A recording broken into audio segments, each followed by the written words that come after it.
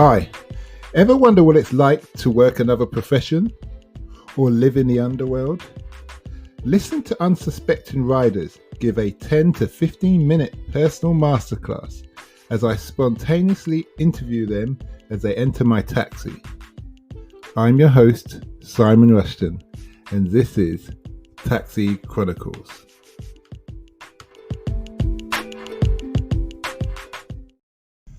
Morning. Yes, we're back with another episode, another radar. Today we have Abbas, and he's interesting guy. He's a lawyer, and he's going to tell us what it's like to be a lawyer and the route he got there. But before that, we'll ask him some other questions. So nice to have you here today, Abbas. If you grab that, thank you. Just hold that around there. That's the microphone. So, Abbas, yes. Tell us, what kind of person were you when you were in school? Well, first of all, hello. Hello. It is a pleasure to be in this random, spontaneous opportunity for dialogue. I hope your viewers are more expected and are acclimatized well to this show. I for sure am going to subscribe when the time comes. Don't you worry about that. And again, thank you for picking me up as well on my journey. It's okay. Now then, I was a good kid. Well, I'm from South London. We've already spoken about this, and in that upbringing, no one remains a good kid for the whole time, but you have to kind of learn how to get by. So I would say I learned how to get by quite quickly. Did all right with my grades. Obviously got into law school, so that helped. But we've all got a few scraps and scars on the journey. I'm sure you have as well, and it's part of the fun, right? Yes, it is. Very true. Mm-hmm. So, when did you realise you wanted to be a lawyer, and why? It's difficult. I didn't realize I wanted to study law until about 2 months before I decided to study law. And for the duration of my studies in law, I didn't want to be a lawyer. I just wanted the knowledge of the law to find some way of using it. My whole thing was, if we arm ourselves with knowledge, we can answer those who want to enforce rules on us. And if those rules are unjust, the more knowledge we have, the better equipped we are to represent our rights. I don't think I do it. I like it. I don't think you need to be a lawyer. Anyone can do that. The more you gain knowledge and open your mind up for different, sources of knowledge, the better ready you are to know when your rights are being infringed. Anyone can do this and should do this. I only realized that I should become a lawyer after I finished studying law and went to join a law firm. It was one of those corporate commercial ones in London where... So wait a minute, you studied the whole law? Yeah. And then you thought, I might as well become a lawyer now. Can I ask you something? Did your parents influence you studying law? No, it was a surprise to them as well that I was studying law, because we were discussing a long time that what do I like, what do I enjoy, something, in the social sciences, something practical, but it didn't really piece together until it made sense to study law. I was choosing between law, between politics, between historical, religion, and like a bunch of topics. It wasn't clear. Mm-hmm. So no, I got no pressure from them. I got a lot of support from them, and I continue to get support from them. It's also a journey for them because I'm the first lawyer in the family, and so their experiences I'm going through, which are quite new for them as well. But I think it's healthy because... What experiences are those? Well, this job means I have to travel quite a lot, and I'm a homeboy. I don't like to leave home a whole lot. But since I started my first role in the legal tradition, I've been, working in Greece, in refugee camps in Calais. I'm a human rights lawyer, so it means I have to go to certain locations. Just now I came back from Greece and Lebanon, and I don't like to be away from home for too long. So that's been an adjustment. But then you serve in a purpose. It gives me intense happiness. Yes. But I also see the cost benefit of every decision now, because the more I'm doing it, the more I know what I can gain and what I don't gain. And there's something about quality time with your family that maybe lockdown's given us more insight, but it's a very precious and valuable thing. And I don't want to undervalue it in my pursuit to run around the world and have this fun and this journey, which is rather amazing. I don't want to neglect the little things which made me who I am. Do you come from a large family, lots of siblings? My actual core family is just 3 of us, but it belongs to a strand. Mum and dad? No, mum, dad, and 3 kids. Okay. But more cousins than you and I have collective fingers. More extended cousins and people I don't know I'm related to than you would imagine, and than I know. So it is a large family, but my actual core family is just a small, quite quite ordinary. So what's been the thing that you've learnt that you wish you knew when you started in law?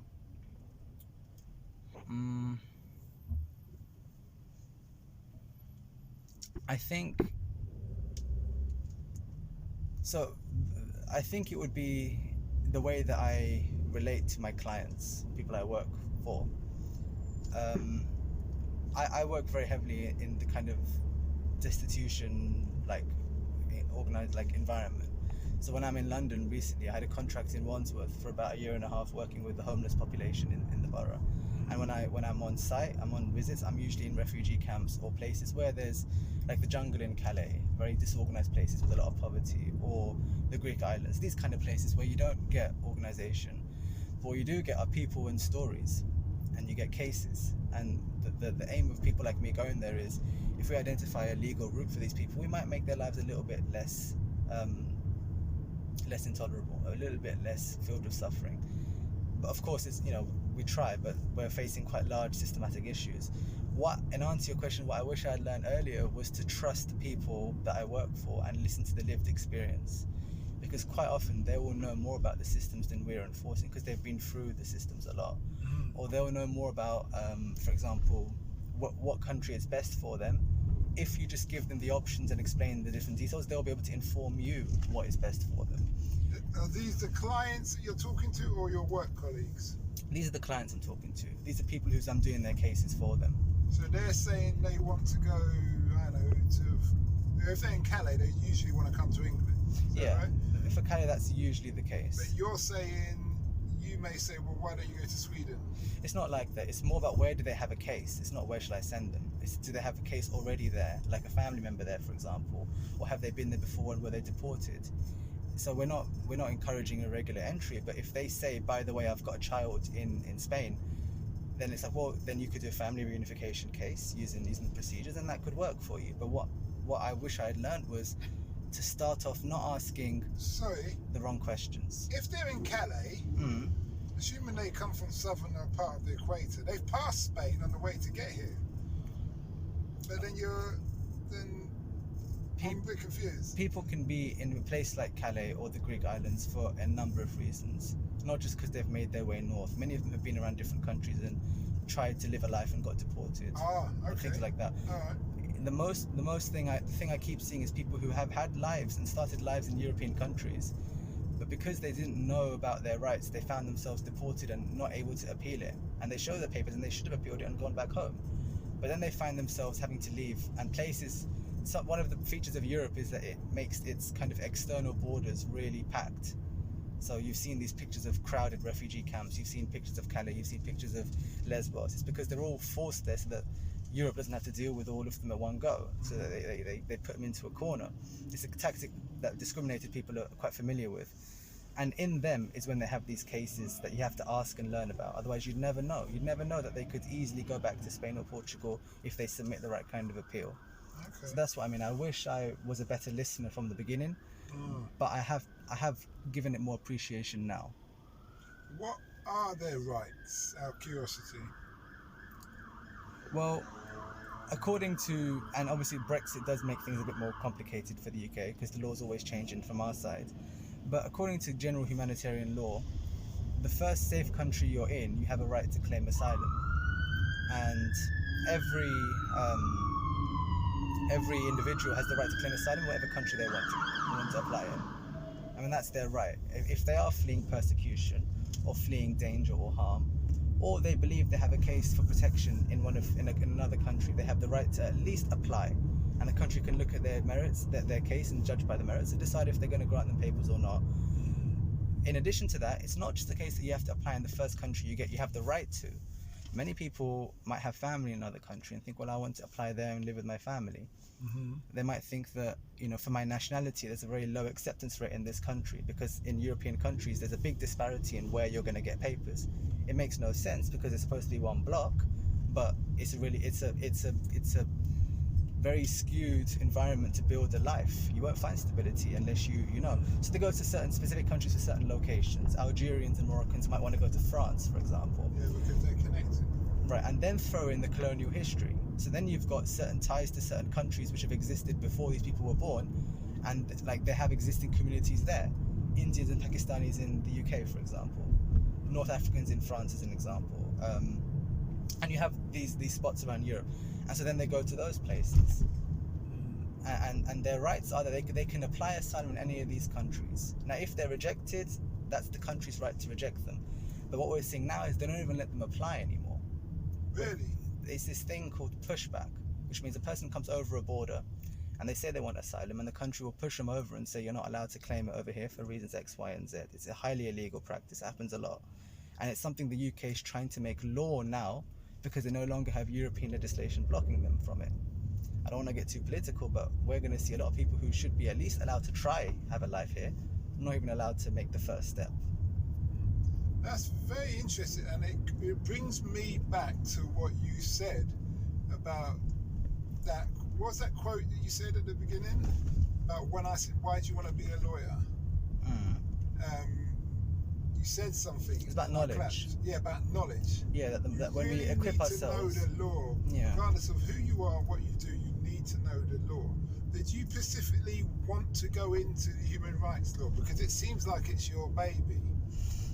It's not what I specialized in the beginning. So ironically, no. I mean, I knew it was where all the good stuff happens, but I first went into employment, and I thought that, well, if I learn about the worker and the workers' rights in the workplace, when it looks like their employer is acting in obstruction of their rights or ripping them off or something like that, I can work for the kind of firm which represents them and claims their rights, which was a good place. Is an important law and field of law, but it wasn't where that environment was not where I felt I was doing the most impact. Can I ask you, as an Uber driver, there's that big case, I don't know if you know about it. Of course, there's a massive case. I was very reluctant about, we shouldn't be appealing because we knew the deal when we signed up. We're self-employed, and also I think the government's playing the long game where they're trying to get us all on PAYE, so you can't run a lot of expenses through. Yeah. But obviously since then, and then it's all the court case is what it is, Ubers have to fork out money to give you back holiday money and all the rest of it. Yeah. And I thought, oh, that's great. That's not a bad idea. How do you feel? I don't know if you followed the case. What do you think? Do you think these people had a case? I understand why the case was made, and it's not just in the UK. It's in a number of countries. So I appreciate that. There were two things which came to me in my mind when I was reading through the judgment, or the court report. The first one was on proof of employment. So, for example, you might be technically registered as self-employed, but if you need to prove that you work for Uber, will they print for you a license, an agreement of some sort, or a contract of some sort that you can use to evidence this? Okay, but don't we? I think we do. We have a group we signed something to say we have a partnership with them, and that's on their onboarding process. From what I remember, it's been a long time ago. Yeah. So I mentioned that because if a person is in employment but can't prove it, and I remember reading that there's something wrong with the partnership agreement, something in the wording which implied the person could or couldn't work for them. It wasn't clear, and the reason that wasn't clear was because of the larger case hadn't been answered. It was that that was Richard Branson walking past. Really? It looked a lot like him. Okay. A little shout out to your listeners that we just saw a lookalike of Richmond. I doubt he's walking the streets. Like I say, he wouldn't be walking with no bodyguards. Random Battersea on his own, actually. No, let's clarify. I saw a man who looks like Richard Branson. It wasn't him. Okay. But so proof of employment is, I think, really important, and I found that issue difficult. It's not the main issue, but that's one that I found. And the other one was whether or not Uber drivers feel like that they're being exploited, or they can be exploited in this role. Yeah, because the rates can go down and up as however they feel. Right. And that is a problem. You can see from a distance, you drive from point A to B this month, and 3 months later, you're getting less than you would have before, and that's not based on the demand process. That's based on them trying to increase their cut or whatever, on that kind of stuff, or shareholders. but it's really interesting what you do. You're throughout your time in uni. So let's just go back a bit for the younger listeners who maybe want to follow in your footsteps, because your story is really inspirational. Thank you. How many GCSEs did you get, and what subjects? Oh, I don't remember. I think I got 12. So you got 12 C's and above? Yeah. So you got your maths, English and science? Yeah, all the basics. Okay, yeah. so you got your basics. And then you went on to... A-level. A-levels? Mm-hmm. What subjects did you do? I did English, government politics, and philosophy and religious studies. I did 4. Whoa. And you got C's and above in all of those? Mm-hmm. You clever. No, but listen. I'm not. It's my parents paid a lot for tuition. My parents woke me up in the mornings to go. My parents and my school like pushed me. And if you don't have, you need a support system around you to push a kid. And there is something as pushing too far. For example, the 11 plus I don't know if you've got kids, but the 11 plus process, like when I see the way that parents prep their kids for it, it seems like torture. But that's sometimes what it takes, and not every child is capable of that, and not every child should go through that. But it's a system. It's not about just the talent of the child. It's the support system around you. So I say I was almost prepared for this lifestyle because my parents put a lot of work into me, and I would encourage parents to think about their options as well. Would you do the same with your children? I would, but not in the same way, because I've seen kids who parents are doing the same thing that happened to me, but those kids, it's nothing about capability actually. It's just that it wouldn't be a positive place for them in a tough school, or a grammar school, or an academy, or they'd be better in a place where they can be more creative, for example, or a place where they shouldn't be part of that pressure because it might not be right for their well-being. Like, kids are different. And you have to tap in, are they a creative child? Exactly. How do they learn? What kind of learner are they? These kind of things. Maybe they're better off in sports. I agree. And then why are we using a very narrow educational model to judge a child? You know, so I think I'd be the same if I thought that that's what the child wants, but not wants, sorry, if that's what would be best for the child. But I would not judge that child based on if they get into a good school or good grades alone. It'd be more than that. Okay. But hey, it's hypothetical. I've not got a kid, so. So I love the way you just threw that in. Mum, Dad, if you're here, I've not got a kid. No, it's this more. Taxi driver's trying to incriminate me. Honest, I'm gonna get him after. He's got no stars and no. It's more that I don't want to like speak in a very general way, which people might not relate to if they've actually got kids, because I've not experienced it. I'm just saying what it looks like from the outside. But it makes sense, and you're speaking to a man with 4 kids, so I understand what you're saying.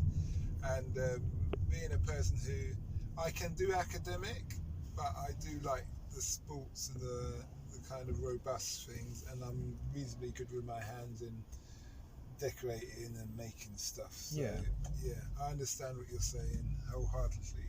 So you went from obviously college, did your 4 A-levels, you went to uni. What did you learn in uni?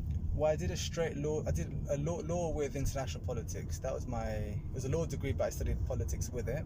Was that a big eye opener with the international politics side? It was.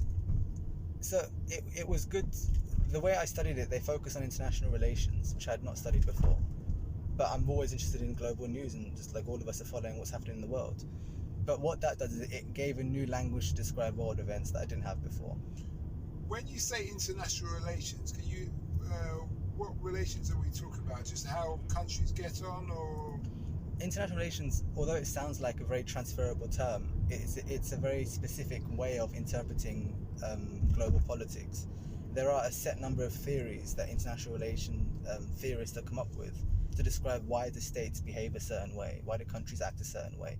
Are they acting out of self-interest, acting out of cooperation? Are they realists? Are they determinists? These kind of, different theoretical groups. And these things, they're just theories, but what it means is I can now apply them back to the situation, like real politics, these kind of phrases, and try and understand global leaders or do foreign policy analysis and try and... It's just building up the resources we have to understand the world, because it's chaotic enough as it is. So that's what that said. Interestingly, I was better at that stuff than the law side while studying it. My grades were better in it. I enjoyed it more. I was doing better at it. but it was not practical. It was just interesting theory at the time, unless I was going to go into policy, which I'm not ready for yet. If you could do everything all again, would you do it all the same?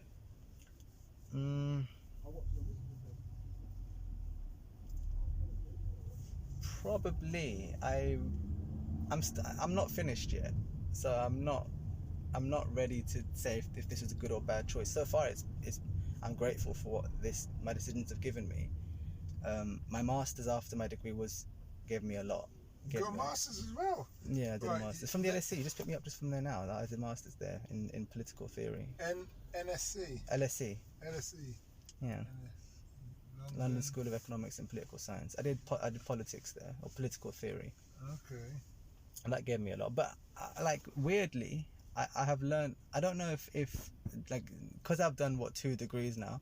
I now no longer think a degree represents knowledge.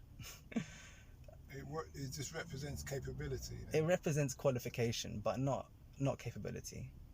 Like, there are people who I might study alongside who aren't that capable, but have found a way to get onto these programs. And then there are some who have not got academic backgrounds at all, but I trust their wisdom much more than any grad student, because they have experience, for example. Because they have life experience. And I can't devalue life experience. And I'm grateful that studying more has given me that. Ironically, it's the very thing you're studying to get more knowledge, but you don't need to go to university or go do a master's or do these things to get knowledge. You need something of a plan that you make for yourself. And I guess university, a module gives you a plan for how to study, but we can do that for ourselves. And almost all the books I have studied in at least my undergraduate are all free and available, and you can get them anywhere in a library or online. So then why can't people incorporate these into their own personal habits? They weren't that hard to study. Why can't they? So I'm very skeptical of the educational institutions right now, but I'm also grateful for what they've given me in terms of opportunity. They've given me a lot. You hear about Google and Apple were saying you don't need a degree to work for them now. How do you feel about that? Well, didn't both of their founders drop out of university as well? Yeah, so maybe it's a token thing, but I would assume that many of their employees are really highly qualified technical specialists and things like that. Yeah, I suppose the top, I don't know, it's interesting because you could say the top people may have degrees and what have you in their company, organisation, have degrees and a masters or whatever, but then you've probably got some people at home who are really geeked out, real tech guys, and never gone through higher education but are really good at the thing, and maybe what they're saying is that guy who's just been a hacker and has taught himself, we will give you a job because you've had that experience of just doing stuff and doing stuff on your own. Do you see what I mean? Yeah, I get it. I get what the message they're trying to put across. I hope something like that's implemented in other fields as well, certainly not in medical field. But mind you, that's how, if you think about it, that's how medicine really starts off, isn't it? It starts off with people trying stuff at home. This works, that works. Because with big pharmaceutical companies where they back some research at Cambridge University, that's anything that's not profitable to them, they dismiss even if it's good. Yeah, not medicine. I'd like to mention now that myself and the Taxi Chronicles do not endorse any unregistered surgeries performed outside of hospitals. I like this guy, man. I like this. If you have an illness, please call the relevant authorities. 111-999. If you have symptoms, present yourselves in the correct way and stay safe and wear a mask and all that. So, but my other jobs too, and it's not just jobs, it's also how we view each other, how we judge each other. It's look at almost all of our political leaders have come through either Oxford or Cambridge, or through a private school like Eton. And let's mention, you need to be rich and in the right circles to get into Eton. You don't need to be very capable. And look at the produce. That pretty much proves my point. I think that we need to change how we view competence and authority as well. It is an experience. If we have an experienced person running for office, and then we have a person who's come through the conventional educational and lifestyle routes, this country is more likely to vote for the conventional one and not trust the experience. And it's also the people in the medical field, the people who was the head of medicine or whatever for England, he does not value the medical staff and what they do. Well, look at how tiny the pay rise was for the staff. Clearly, he has no respect. It wasn't even a pay rise. It was a devalue, isn't it? 1% pay rise and 1.7% tax. So you actually lost out 0.7% tax. Yeah. And you save somebody, somebody who's meant to be important's life. You start looking at it and think, maybe we should just let him swung. Yeah, I believe you. I've seen it, and at some point, I don't know when, but they'll have to answer for how they've treated essential workers and NHS staff throughout this time. We can very well call them heroes, but treat them like criminals and victims. And I hope the time comes where they get recognition, like true recognition for what they've done for this country. Mm-hmm. Yeah.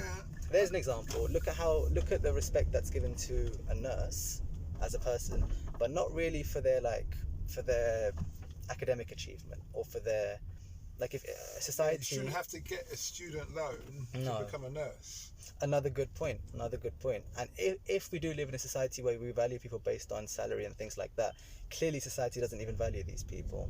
They value people in the insurance and banking industries much more. If we do live in that society, so whatever way you look at it, we are not giving credit where it's due. Yeah. When you come to office, you'll change these things. Right? You'll make these changes. This podcast is getting you ready for policy. I'll probably be a dictator. No, you wouldn't. I'd be the French Revolution where you execute everybody else. Oh no. who was the old regime and start again. Yeah, then we have a new renaissance, and we'll do this thing properly this time.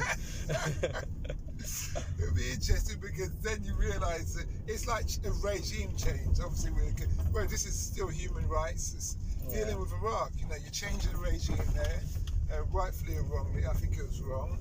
And my dissertation was on why it was illegal. Sorry? My dissertation was on how the Iraq War was illegal. Yeah, Tony Blair should have been held accountable. Yeah, for that. And in fact, when the Chilcot inquiry, which is what I studied for the paper. The what inquiry? The Chilcot inquiry. This was the big one, which was meant to expose all the ones who acted illegally for it.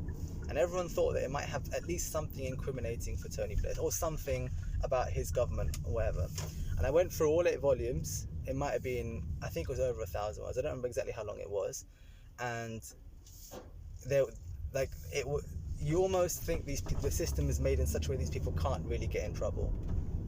There's always someone. It wasn't in there. It just wasn't in there. They mentioned statements he had made, but it was so hard to use that as evidence for a case against him. Did they mention this statement? Bush, the Americans want what was it, guy? The Americans want a war, and I'm going to give it to them. Did they mention that statement? That was made in a news. No, that was made in a meeting at Downing Street, I think. Yeah, you know how I know? Were you there? No, I'm ex-military, and the guy I used to work with, this sounds a bit like a pub story, the guy I used to work with, we was on the ship. He's an older guy than me, he's like 60 something. Yeah. His brother used to fight with the Mujahideen. In Afghanistan? Yeah, in Afghanistan. He's a British guy, he's SAS. Yeah. And he wrote a paper on how to deal with the Afghan people, and you can rent an Afghan, but you can't buy them. And if you want to come into the country, you've got to work with each individual warlord or drug lord. Mm-hmm. It was that tribal then. Yeah. You can't work with. It still is. You can't just work with one head. Yeah. It's not like a European system and impose that. They don't think or operate like that. So he wrote this paper and he explained that also you need helicopters. You need like what they have, the French Huey helicopters that they use in Vietnam War. You need those to ferry troops safely from one place to another instead of going by road. And it's a really good paper. Lots of politicians read it, and they all came to a meeting, the same meeting, and said, "Yeah, we've got this paper. You know, someone who's been in with the Mujahideen for 10 years, etc., etc." And Blair just went, rip the paper, and that's where he said that famous line. Ah, that was the context for it. Yep, that was the context for it. He said, "The Americans, I don't care what this says." Oh, so that statement was made specifically for the invasion of Afghanistan. Yeah, not for Iraq. Yeah, for Afghanistan, not for Iraq. Ah, I see. So then it was before. Interesting. And it makes sense because almost all of, I can't say almost all, but a lot of the statements I looked at were Blair responding back to Bush, all the kind of pro-war things, and often Bush's ones were responding back to his advisors, and they were responding back to the advisors of like Bush Senior. So Blair was never the architect of these plans. He was just an extremely opportunistic young leader. Yeah, he was giving Bush opportunities, isn't it? Like, it's interesting how, because people often speak about the value of Britain now, if it's as important as it used to be in global events and things like that, especially since when Britain used to run the world and that almost, what's the negative and mythical, nightmarish time of colonialism. But never before has the UK, has Great Britain had such an important decision to make than supporting the war in Iraq.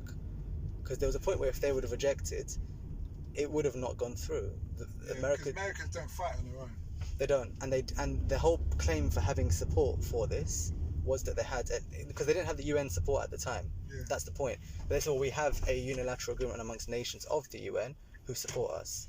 And those are paid people. You could bribe the dictators or the leaders of the day and all those kind of things. Yeah, and imagine we had a leader who just said no, and said, just because, almost like, what's that film?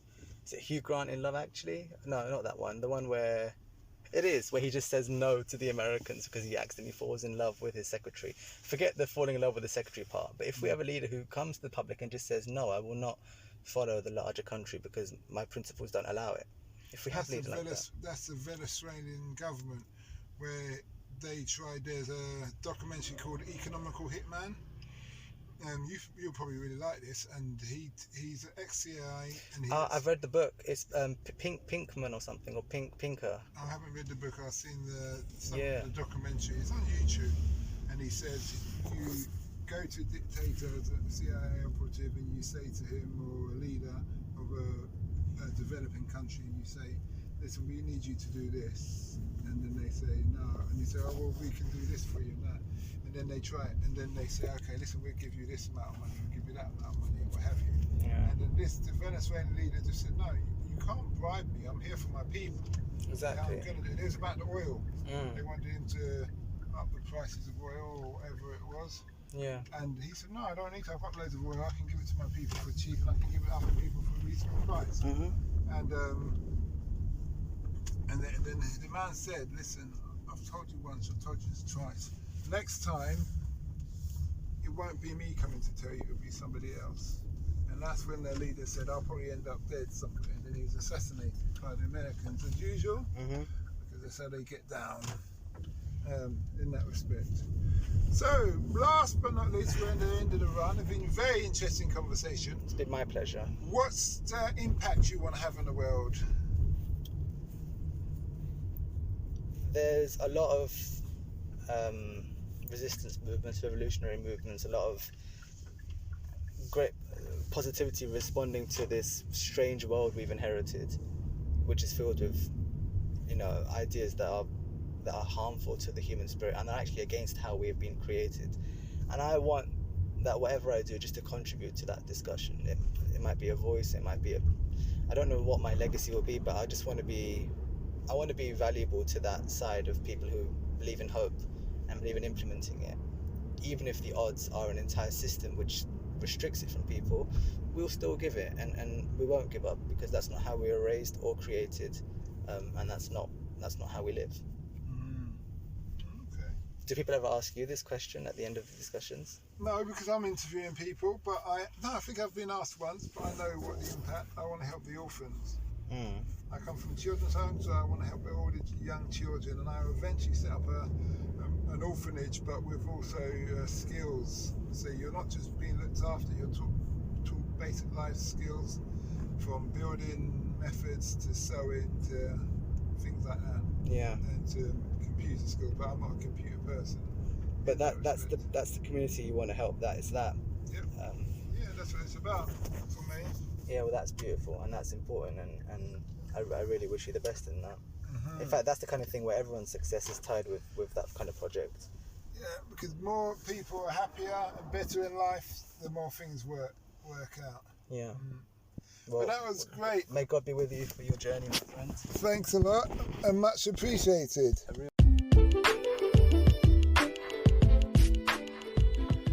We hope you liked that interview.